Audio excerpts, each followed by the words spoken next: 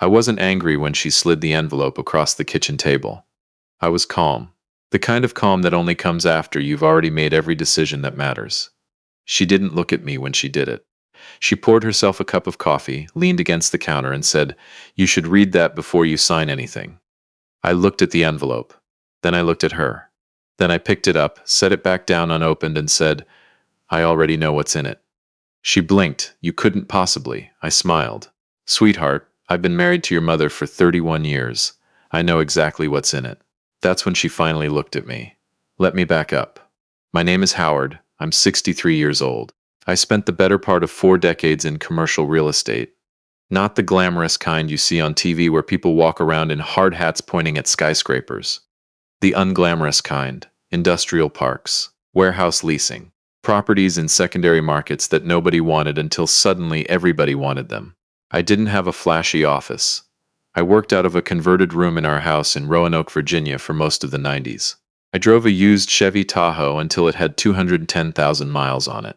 My wife used to joke that I was the only man in America who dressed like he was going fishing when he was actually closing $1 million deal. She wasn't wrong. I'm not telling you this to brag. I'm telling you this because it's important that you understand something about me before the rest of this story makes any sense. I have always looked like less than I am. That is not an accident. My daughter's name is Serena. She's 34 now. She was always the sharp one, valedictorian, full scholarship to Virginia Tech, MBA from Georgetown. By the time she was 28, she was a senior financial analyst at a private equity firm in Arlington. She understood money in a way that made me proud and occasionally slightly nervous. She met her husband at a conference in 2016. His name is Beckett. He's 37. He came from a family with a nice house in McLean and a last name that got him into the right rooms. He had a law degree from UVA, a firm handshake, and the specific kind of confidence that comes not from achievement, but from never having been seriously doubted by anyone in his life. I watched him for a long time before I said anything. My wife Rosalind loved him immediately. She said he was charming. I said charm is easy. She said I was being difficult. Maybe I was. But I've spent enough time in rooms full of charming people to know that charm is the first thing they teach you, and the last thing that's true about you. They got engaged in 2018. The wedding was in Charlottesville the following spring. Beautiful venue, open bar, band that played too loud during dinner. I danced with my daughter to a Fleetwood Mac song and thought, please just be happy. That's all I want. Just be happy. I meant it. I noticed the first thing in the fall of 2020. Not a dramatic thing, a small thing. The kind of small thing that most people would let slide. We had all driven up to visit them at their condo in Arlington. Rosalind and I, plus my son Warren and his wife. It was a Sunday. Beckett was going on about a deal his firm had recently closed. Nothing confidential. Just the kind of casual shop talk lawyers do at family dinners. He mentioned a number, a settlement figure. And then he looked at me and said, almost as an aside, "Not exactly your world, is it, Howard?" It wasn't a question. Rosalind laughed. Warren's wife reached for more bread. Warren looked at me. I just nodded. "No," I said. Different world. Later in the car on the way back to the hotel, Rosalind said, "He didn't mean anything by it." "I know," I said. "You're quiet." "I'm thinking." "About what?" "Nothing important," I said. Which was true, in the sense that what I was thinking about wasn't important yet. It would be. Over the next 2 years, I started keeping a list. Not a formal list, just a mental record of moments. The Thanksgiving where he explained the stock market to me like I'd never heard of it. The Christmas where Serena mentioned offhand that Beckett had told her I probably didn't have much in the way of investments and suggested she make sure she was financially independent in case something happened to me. The birthday dinner, my 61st, where he very generously offered to have someone at his firm look over any financial documents I might have so I didn't get caught off guard by anything. None of it was mean. That's the thing. He was never mean. He was helpful. He was concerned. He was thinking of the family. What he was actually doing, I came to understand slowly, and then all at once was building a picture. A picture of Howard, the old man in the worn Tahoe who leased warehouses in secondary markets and probably had a 401 somewhere and a paid-off house and not much else. He was cataloging my smallness, filing it away, updating the ledger every time I didn't correct him. I file everything. I always have. But some things I file differently than others. The envelope came in March of 2022. I know the exact date because I had just come back from closing a deal in Knoxville. A light industrial portfolio I'd been assembling quietly for about 3 years, 14 properties, family-owned businesses that needed liquidity. It was the kind of deal that doesn't make the news, but moves the needle on a balance sheet in ways that are hard to fully explain without a spreadsheet. I came home on a Wednesday. Rosalind was at her book club. I made myself a sandwich and sat at the kitchen table with my reading glasses and a glass of sweet tea, and I was just starting to decompress when Serena pulled into the driveway. She came in without knocking. She's always done that. It used to annoy me. Now I find it comforting. She poured herself a glass of water, sat across from me, and set the envelope on the table between us. "Dad," she said, "Beckett thinks we should get our finances in order." "Okay," I said, separately. I looked at her. She wasn't quite meeting my eyes. "He thinks," she continued, picking at the corner of the envelope, "that since we're at a stage in our careers where things are growing, it makes sense to formalize things, keep everything documented. Who owns what? Before it gets more complicated." "He wants a postnuptial agreement," I said. She blinked. "A what?" "A postnup. It's like a prenup but signed after the marriage. That's what's in the envelope, isn't it?" She opened her mouth, closed it. "He called it a financial structure agreement. Lawyers like to rename things," I said. "What does it say?" She slid it across to me. I opened it this time. It was 12 pages. I've read longer. The language was careful, it always is, but the substance was simple enough. Serena's income, assets, and any future inheritances would be maintained in separate accounts. Joint assets would be defined and capped at a modest number. His assets, of course, were already held in a professional structure that the agreement referenced but did not detail. I set the pages down. I thought about the Knoxville portfolio. I thought about the 7 other properties I held in 3 different LLCs. I thought about the timber lease in Southwest Virginia that I'd had since 1998, and that my accountant keeps telling me I should talk about more openly. I thought about how long Beckett had been building his picture of me. "He thinks this protects you both," Serena said. "I'm sure he does," I said. "Dad, Serena." I took off my reading glasses, set them on top of the pages. "Can I ask you something?" "Of course." "In the 3 years you've been married, have you and Beckett ever sat down and talked through what each of you actually owns? Your complete picture? Not what you think you know, what you actually verified." She was quiet for a moment. "We've talked about finances. That's not what I asked." She looked at me. "He's a lawyer, Dad. He knows about—" "I know he's a lawyer," I said. "I'm asking about your marriage. Did the two of you ever sit down, pull out every account, every asset, every LLC, every retirement vehicle, and say, 'Here is the whole picture'?" The silence that followed told me everything. "Sign the agreement if you want to," I said. "That's your decision. But before you do, I want you to understand something about your situation." "What situation?" "I'll tell you. But I need a few days." I called my attorney the next morning. His name is Wendell. He's been my attorney for 19 years. He's not flashy either. Small office in downtown Roanoke, drives a Subaru, looks like a retired science teacher. He is also one of the most precise men I have ever met in my life, and I trust him completely. "She signed a postnup," I told him. "Has she?" "She's about to." "What do you need from me?" "I need a full asset disclosure document. Everything. Not the summary version. The real version." There was a pause on Wendell's end. "Howard, yes. How much does your daughter know about your holdings?" "Less than she should," I said. "That's on me." I kept it quiet because I didn't want her making decisions based on what I had. I wanted her to build her own life. "And now?" "Now," I said, "I think she needs to know. Before she does something that's very hard to undo." Let me tell you what Serena knew about my finances in March of 2022. She knew I owned our house in Roanoke. She knew I had some properties, because I'd mentioned it over the years. She knew I drove old cars and didn't talk about money at dinner, and always seemed comfortable but not wealthy. What she did not know about the 14-property light industrial portfolio in Knoxville that I had just finished assembling, valued at just over $11 million. She did not know about the commercial warehouse complex in Harrisonburg that I've owned since 2004, fully paid off, currently generating approximately $340,000 a year in net rental income. She did not know about the 6-unit mixed-use building in Charlottesville that I bought in 2011 for $890,000, and that is now worth somewhere north of $3 million. She did not know about the timber lease in Bland County, Virginia, 600 acres I bought piece by piece starting in 1998, mineral rights included. Currently, under contract with a renewable energy developer for a wind project. She did not know about the brokerage accounts. She did not know about the SEP IRA. She did not know about the land trust in Botetourt County. She did not know that her father, the man who drove a Tahoe with 210,000 miles and made sandwiches on Wednesday afternoons and didn't seem like much in a room full of lawyers, had a net worth, as of early 2022, of just over $14.3 million. When Wendell delivered the disclosure document to me, even he raised an eyebrow. "This is going to be a surprise," he said. "Yes," I said, "I know." I called Serena and asked her to come by the following Saturday. I told her to come without Beckett. She pushed back on that a little. I told her it was important. She came. Rosalind made coffee and then diplomatically went to her sister's house for the afternoon. She's been married to me long enough to know when to clear the room. I put Wendell's document on the kitchen table. No envelope this time. Just the document, face up. Serena sat down. She looked at the cover page. Then she picked it up. I let her read.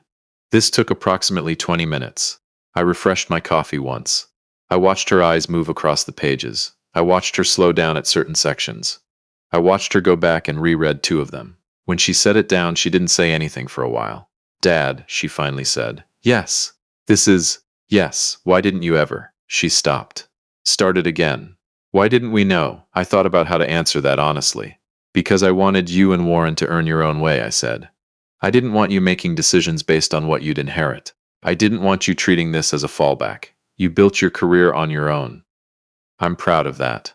This was never supposed to be part of how you thought about your life." She looked at the document again. "And Beckett doesn't know any of this?" "No." She was quiet. Then she said something I'll remember for a long time. She said, "He told me last month that I should start putting my bonus into a separate account, in my name only. He said it was important to have individual financial security in case things changed." She looked at me when she said it. I looked back at her. "I see," I said. "Here's what happened with the postnuptial agreement. Serena did not sign it. She told Beckett she needed more time to think. He pushed. She held. He suggested they meet with his firm's family law attorney to walk through the document together. She agreed to the meeting. At the meeting, she brought Wendell. Beckett did not know who Wendell was. Why would he? Wendell looks like a retired science teacher. He drives a Subaru. Wendell is not a family law attorney. He's an estate and commercial real estate attorney. But he has been in enough rooms, and read enough documents, and worked with enough families in complicated situations to know exactly what was happening here. The meeting started at 2 o'clock on a Tuesday afternoon in an office in Tyson's Corner. There were 4 people present: Serena, Beckett, Beckett's colleague from the family law group, and Wendell.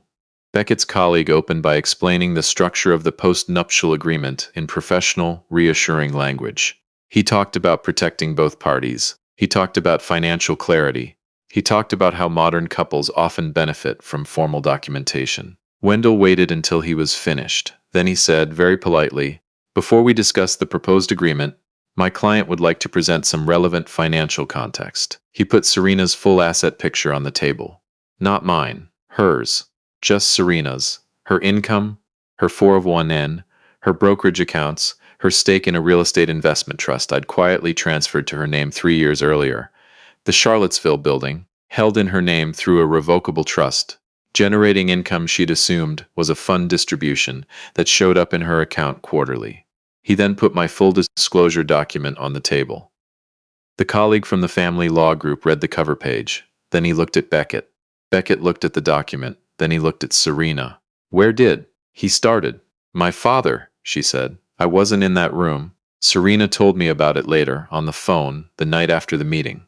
She was at a hotel in Arlington. She had checked in that morning. She said that after Wendell laid out the documents, the meeting went quiet for a long time. She said that Beckett's colleague asked for a recess. She said Beckett went into the hallway, and she could see him through the glass making a phone call. She said the colleague came back in and said they would need to revisit the framework of the proposed agreement. She said Wendell smiled very gently and said, 'Of course.' She said Beckett came back in and looked at her and said, in a voice she'd never heard him use before, 'You knew.' She said, 'I know now. I don't want you to think this story ends with me feeling triumphant. That's not what I felt. What I felt when Serena called me that night was tired and sad, and something else I don't quite have a word for. Not grief, exactly. More like the particular ache of watching something break that you hoped might hold. I had liked Beckett in the early years.